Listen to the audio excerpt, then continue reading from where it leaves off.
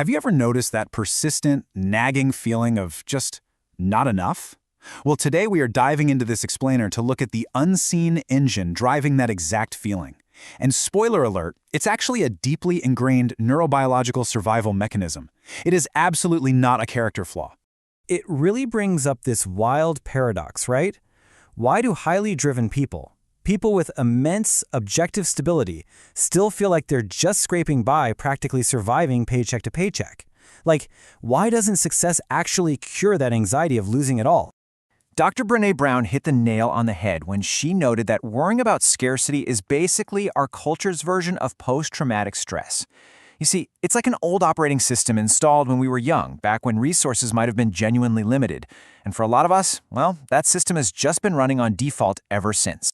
Let's look at this story from therapist Annie Wright about a highly successful woman named Vivian. Vivian constantly drives around on a quarter tank of gas. And no, it's not because she doesn't have the money. It's actually because her brain perceives stopping to fill up as this risky depletion of resources, like it's a total waste. Her nervous system is literally guarding against a threat that doesn't even exist anymore. Crazy, right? So here is our roadmap for the explainer today. We'll go through the not enough trap, the neuroscience of scarcity, the roots of the threat system, the high achievers paradox, the science of abundance, and finally, rewiring your brain. All right, section 1, the not enough trap, living in the shadow of scarcity. So what is this exactly? A scarcity mindset is not just being pessimistic. It's actually a deeply encoded belief system that operates entirely below your conscious awareness. It's that little voice constantly whispering that there will just never be enough. Not enough money, not enough love, not enough safety to go around. Now we have to look at the stark contrast between a scarcity mindset and situational financial anxiety. Look, situational anxiety is totally normal. It's a response to real-world problems, and the key here is that it resolves when your conditions improve.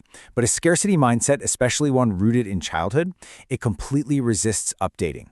You could have absolute financial security, and your nervous system will still act like you're just one bad day away from total ruin.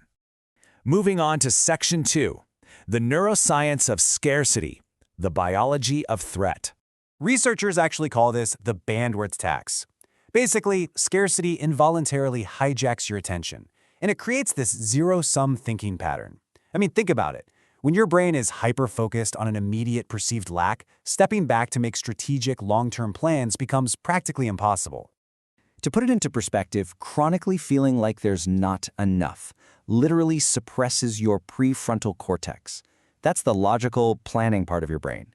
At the same time, it hyperactivates your amygdala. So you end up trapped in this primitive threat detection mode, just constantly scanning for danger instead of rationally assessing what's actually going on. And honestly, it gets even wilder. Your brain goes through this process of dopamine dysregulation.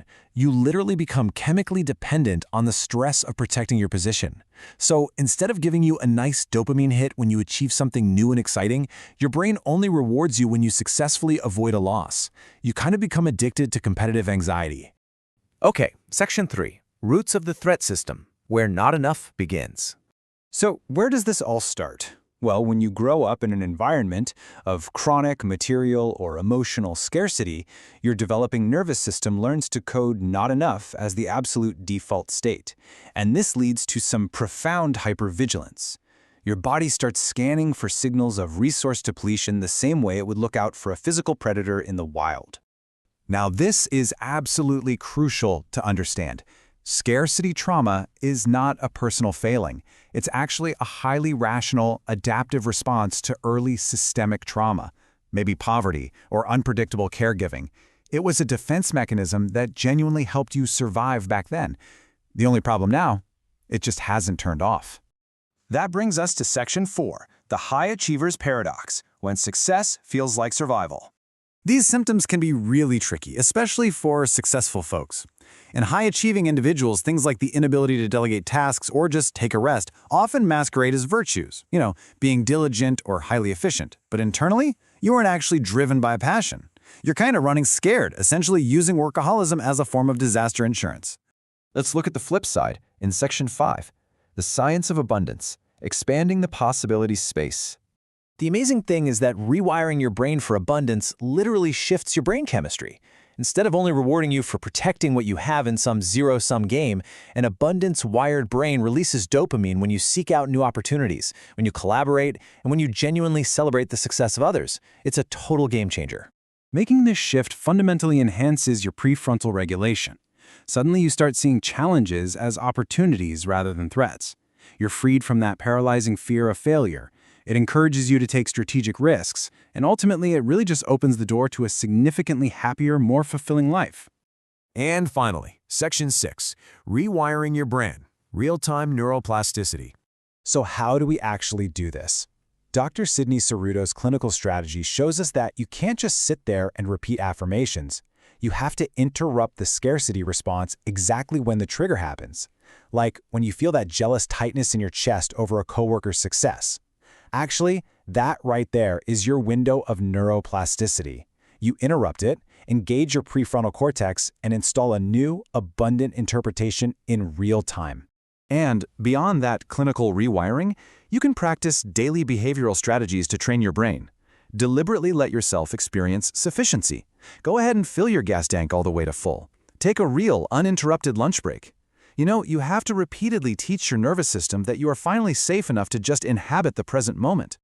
The big takeaway here is that you absolutely do not have to lose your hard-won resourcefulness to finally gain some peace of mind. Your ambition isn't the problem at all. It's the anxiety engine running it that needs to go. So I'll leave you with this. Imagine the limitless possibilities. What could you truly build if your drive was fueled by sufficiency and your engine finally ran on abundance?